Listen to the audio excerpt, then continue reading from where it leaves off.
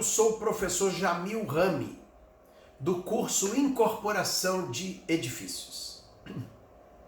Hoje eu vim falar aqui sobre um tema que com certeza vai ajudar enormemente aqueles que trabalham com comercialização de lotes, etc, nessa linha aí. Se você alguma vez já trabalhou nessa área, sabe da enorme dificuldade que foi, sobretudo com o agravamento da crise no país e, evidentemente, nestes momentos de crise que surgem as criatividades também, as formas de combatê-la, porque temos que sobreviver na crise, mesmo com a crise. Então criou-se mecanismos muito importantes para o fomento das vendas. E é sobre esse tema que nós viemos falar hoje. Mas para que você entenda com absoluta clareza, é interessante fazer um pequeno histórico. Como que iniciou-se, na verdade, como que iniciaram-se os loteamentos no Brasil? Por que ao longo do tempo a situação começou a ficar muito complicada de comercialização e quais foram as melhorias para o fomento dessas vendas? Na verdade, o loteamento chamado de loteamento aberto é o nome que o mercado na prática deu. Loteamento aberto, não existe isso na lei, mas acharam melhor assim até para diferenciar do loteamento fechado, que foi uma das evoluções do loteamento. São palavras do mercado, não estão na lei. Mas o que configurava o loteamento aberto, regido pela Lei 6766 de 1979? Ele praticamente se caracterizava pelas vias de circulação, sobretudo, que pertenciam e pertencem, até hoje, à municipalidade. São públicas as vias de circulação. Então, se são ruas públicas, portanto, qualquer pessoa pode andar ali, pode caminhar ali, são ruas públicas. Então, uma certa pessoa adentrava num desses loteamentos, já depois de as casas construídas e todo aquele empreendimento ali instalado, anos depois, com casas muito bonitas. Uma pessoa entrava ali com seu carro, a rua é pública, mas com má intenção, com a intenção de possivelmente adentrar uma dessas casas à noite, assaltar a casa, um ladrão, por exemplo.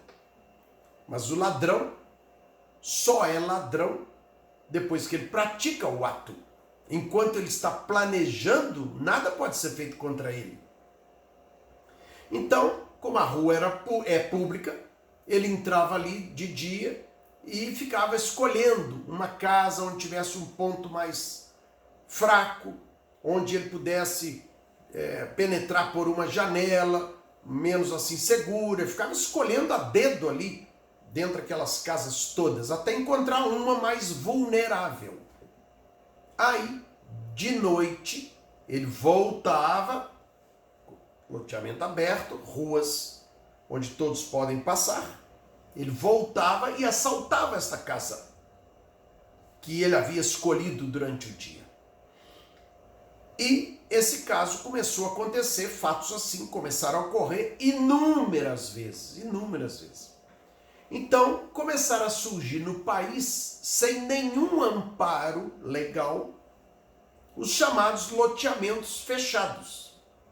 Então, por conta própria, aquele loteamento começava a controlar as pessoas que entravam ali, colocando guaritas, muitos colocando cancelas mesmo, com comunicação direta da guarita com as casas. Quando a pessoa chegava, tinha que falar: eu estou indo visitar a casa tal, falava com a casa, aí adentrava, um controle, algum tipo de controle sobre as pessoas que passavam naquelas vias que são públicas, eram públicas e são públicas. E embora não tivesse um amparo legal, isto aí, toda a justiça brasileira fazia vistas grossas para isto, porque ninguém deseja o ladrão. Então, embora não tivesse amparo legal, isso vinha sendo mantido e praticado largamente no país todo. Eram chamados na prática de loteamentos fechados, com esse tipo de controle sobre vias que são públicas. Então, evidentemente, essa situação não podia ficar desse jeito. Uma situação que toda a sociedade deseja, mas que não tem amparo legal. Então, tantos foram os movimentos, sobretudo das nossas entidades de classe, sobretudo, que o assunto amadureceu muito para finalmente, no dia 11 de julho de 2017, uma data importantíssima, surgiu o denominado, então, condomínio de lotes. Condomínio de lotes. Que nada mais foi do que dar o amparo legal que esses condomínios, que esses loteamentos, fechados, já existiam há muito tempo.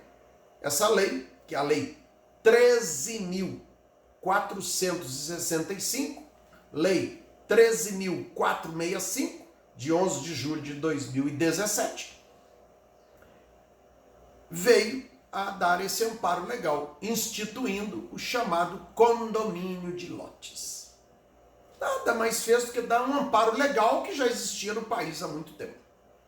Então, como funciona hoje na prática, como funcionava já antes de 2017, em tratativas com a prefeitura daquele município, daquela cidade, aquele loteador acertava com a prefeitura que ia colocar cancelas, guaritas, algum tipo de gerenciamento das pessoas que transitavam ali, mas que, por outro lado, iria se responsabilizar por serviços que seriam da municipalidade, de responsabilidade da municipalidade, como retirar o lixo, a iluminação pública, manter as ruas limpas, etc, etc, etc. Fizeram essas tratativas e aí a prefeitura permitiu a colocação de cancelas, de guaritas, de algum tipo de controle. Ou seja, um amparo legal, aquilo que a vida toda existiu por conta de ninguém desejar o ladrão ali naquela história. Entretanto, a Lei 13.465, que instituiu então o condomínio de lotes, avançou e muito na história. Não só deu um amparo legal, mas avançou e muito para fomentar mais ainda a comercialização desses lotes, transformando aqueles lotes em condomínio de lotes, condomínio, como se fosse o que sempre existiu desde 1964, que é o condomínio de casas. Desde 1964, com a lei da incorporação imobiliária, que é a Lei 4591, que é de dezembro de 1964, instituiu, então, criando a incorporação imobiliária, criando um condomínio tanto de edifícios, como temos hoje no Brasil todo, como de casas, como também temos no Brasil todo. Então, qual é basicamente a diferença entre o condomínio de lotes e o condomínio de casas? A diferença é que no condomínio de casas, as ruas têm dono, não pertence à municipalidade. Pertence aos condôminos que compraram ali, aos donos daquelas casas. Como num edifício, a parte comum desse edifício pertence aos condôminos também, não pertence aos estranhos. E além disso, é o próprio incorporador, o próprio empreendedor que vai construir aquela casa, que ele vende uma casa com lote embaixo. Já no condomínio de lotes, não, ele não faz a casa. Quem constrói a casa é a pessoa que comprou o lote. Basicamente, esta é a diferença principal. Entretanto, as regras são as mesmas. Agora sim, chegamos no centro dessa nossa pequena e até eu diria rápida, porque o tema demandaria muito um aprofundamento maior, que é o condomínio de lotes. O cerne dele, vamos falar agora. Ao instituir o condomínio de lotes, nos mesmos moldes do condomínio de casas, então eles passaram a ter o quê? Fração ideal. Passaram a ter taxa de condomínio, passaram a ter uma convenção de condomínio, como no edifício de casas.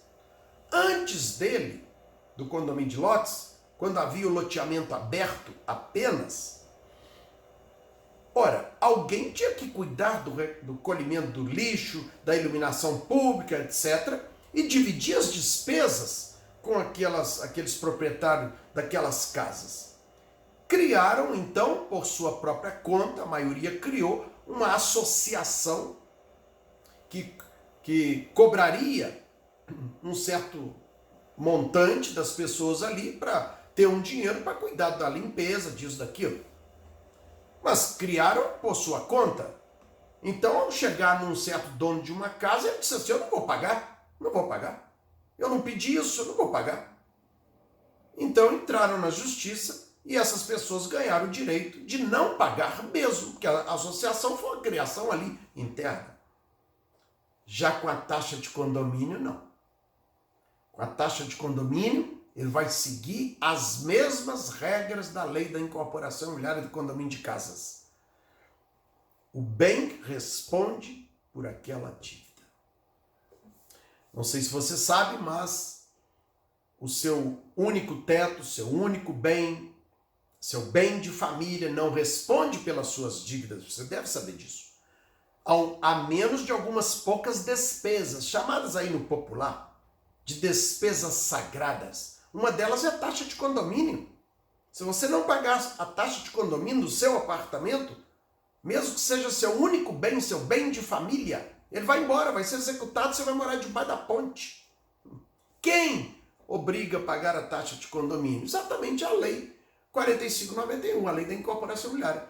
E isso foi transferido para o condomínio de lotes, porque também foi instituído pela lei 13.465 a taxa de condomínio.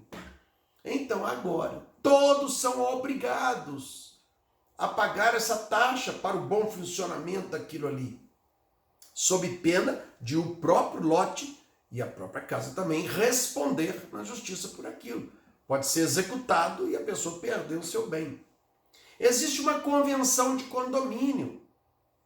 Então isso facilita muito, porque o loteador poderá criar regras nesta convenção. Regras sobre tudo. Porque em princípio não havia regras rígidas que as pessoas eram obrigadas a cumprir. Então, há muitos loteamentos que a gente vai que tem uma casa ultramoderna e outra rústica. Uma azul, outra amarela, outra preta, outra branca. Muitas vezes um carnaval de cores. Tirando o quê? Tirando a beleza plástica daquilo ali e, por óbvio, desvalorizando o próprio patrimônio. Agora não.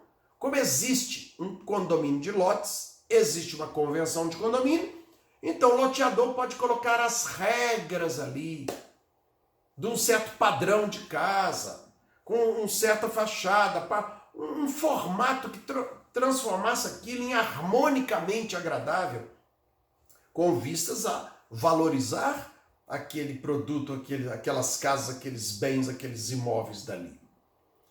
Então, esse foi o grande benefício que trouxe a Lei 13.465, a lei do condomínio de lotes. Bem, vejam que há um pequeno obstáculo, não é obstáculo, digamos assim, uma divisória entre o condomínio de lotes e o condomínio de casas. Estão ligados quase que intimamente. Onde está a diferença? Como nós falamos, a diferença é que no condomínio de lotes, o loteador, agora é tratado como incorporador, vai vender o lote. Quem faz a casa é o comprador. No condomínio de casas, não. Quem faz a casa é o incorporador. Ele vende uma casa pronta, como se vende um apartamento pronto, regido pela Lei 4591. Aqui regido pela Lei 13.465. As ruas, as vias de circulação no condomínio de lotes pertencem à municipalidade, claro, como era o condomínio aberto. Mas em tratativas com a prefeitura, identificou os procedimentos que poderiam adotar. Agora, no amparo da lei, com a prefeitura, como o recolhimento de lixo, como a iluminação pública, etc., que vai gerar uma taxa de condomínio, aí ficou igual ao condomínio de casas, para que aquilo produzisse, gerasse um bom fomento de vendas. Então, qual foi a primeira consequência do condomínio de lotes?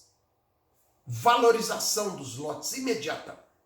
Porque no momento que a pessoa que for comprar um lote tiver consciência que aquilo, por força de lei, poderá ter um gerenciamento, um controle das pessoas que entrarem ali, ou seja, que a segurança será muito aumentada e com amparo da lei, que se o outro não quiser pagar a taxa de condomínio, o bem dele vai responder por essa dívida. Então ele que está comprando lote tem total segurança que ele vai contribuir para um caixa que será revertido em benefício de todos com força da lei, coisa que não existia antigamente. Então, evidentemente, no condomínio de lotes, o loteador aumentou muito o seu lucro de uma forma geral em relação ao loteador antigo, que adotava apenas a lei 6766, o loteador aberto, do loteamento aberto, digamos assim. Agora caminhou-se para o loteamento fechado, assim chamado do mercado, que nada mais é do que o condomínio de lotes. Então eu penso que o loteamento aberto, a tendência é de não existir mais. A tendência agora é de existir o loteamento fechado, desde 2017, com esta lei. Entretanto, como nós falamos, existe uma divisória entre o condomínio de lotes e o condomínio de casas, uma divisória que separa dois produtos muito próximos, muito próximos. Então, muitos loteadores, agora tratados como incorporadores também no condomínio de lotes, estão avançando sobre essa divisória, comparando os dois produtos, fazendo estudos de viabilidade econômica e, sobretudo, financeira, para identificar qual dos dois produtos conduz ao melhor resultado. Resultado financeiro, o maior lucro. Não é possível saber singelamente, de forma incipiente, qual dos dois é mais lucrativo. O incorporador tem que colocar na ponta do lápis, mesmo, fazer estudos de viabilidade econômica e financeira. Se naquele local, naquele empreendimento, seria melhor ficar com o condomínio de lotes apenas ou ficar com o condomínio de casas. Evidentemente, no caso do condomínio de casas, ele vai precisar de uma construtora para edificar as casas. E venderá o produto casa. No de lotes, venderá o produto lote. Muitas vezes, na maioria esmagadora das vezes. Mas cada caso é um caso. O condomínio de casas gera mais resultado, mais lucro para o empreendedor que o condomínio de lotes. Via de regra, mas cada caso é um caso. Tem que se fazer, evidentemente, esse estudo aí para identificar qual dos dois produtos é mais interessante. No caso do condomínio de casas, ele vai simplesmente, esse loteador, agora na figura de incorporador, no condomínio de lotes, do condomínio de casas, vai simplesmente contratar uma construtora para também construir, sob o gerenciamento dele, e vai vender uma casa pronta. A tendência, evidentemente, porque aumentou o trabalho, digamos assim, é de aumentar o lucro também. A tendência é essa, mas cada caso é um caso. Então, esse tema que estamos trazendo aqui hoje, chamado condomínio de lotes, foi uma enorme evolução nos loteamentos criado pela Lei 13.465 de 2017. Evidentemente que toda a legislação, todos os recursos que nós temos da lei caminharam também sempre na linha de proteger, de evitar problemas para esses empreendedores. Então, pode-se adotar nos dois, por exemplo, patrimônio de afetação.